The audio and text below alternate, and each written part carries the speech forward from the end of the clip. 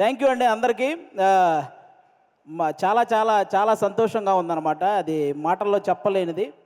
నా పేరు హైపరాది. నేను ఆంధ్రప్రదేశ్ డిప్యూటీ సీఎం గారి తాలూకా. ఇది నేను ఎన్ని సంవత్సరాలైనా చెప్పుకుంటాను నేను. అందులో తిరగలేదు. అంత కష్టపడ్డాం. ఆ ఫలితం మాకు అంత ఆనందాన్ని ఇచ్చిందనమాట. నిజంగా అంటే ఇంకా ఈరోజు ఈ ఫంక్షన్ ఇంత గ్రాండ్గా చేస్తున్న విశ్వప్రసాద్ గారికి నిజంగా థ్యాంక్ యూ చెప్పాలి. ఎందుకంటే మన కూటమి అనే ఒక సినిమా 164 రోజులు ఆడింది. అందుకే ఈ సక్సెస్ మీట్ జరుగుతుంది.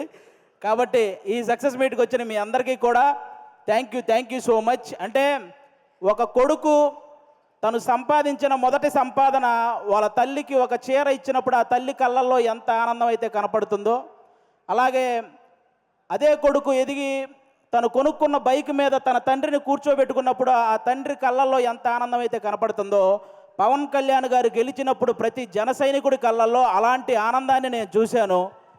నిజంగా అలాంటి ఆనందాన్ని నేను చూశాను.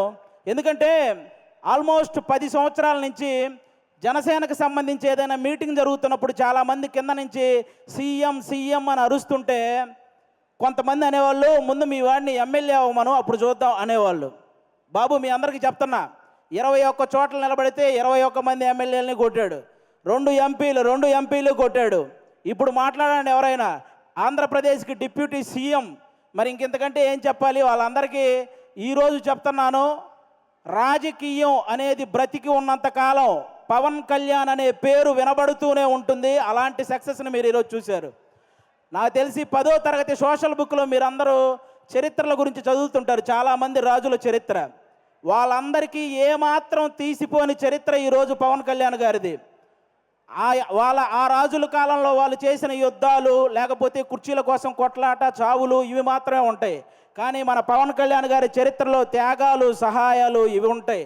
ఇలాంటి నాయకుడి గురించి ప్రతి ఒక్కరూ మాట్లాడుకోవాలి, ప్రతి ఒక్కరూ ఆయన్ని ఇన్స్పిరేషన్గా తీసుకోవాలని మనస్ఫూర్తిగా కోరుకుంటున్నాను.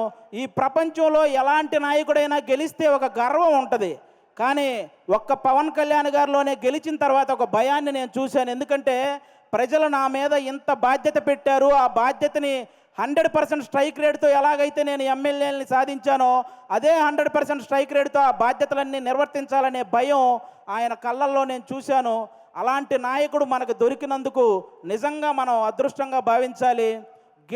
గెలవటం ఇదంతా ఒక ఎత్తు అయితే, లంకా దహనం చేసిన తర్వాత హనుమంతుడు వెళ్ళి శ్రీరాముడి పాదాలు పట్టుకున్నట్టు ఎప్పుడైతే 21 సీట్లు గెలిచాడో వెళ్ళి వాళ్ళ అన్నయ్య చిరంజీవి గారి పాదాల పైన కూర్చున్నాడు, పాదాలను పట్టుకున్నాడు చూసారా, అప్పుడు ఆ అభిమానం 100 రెట్లు పెరిగిందండి.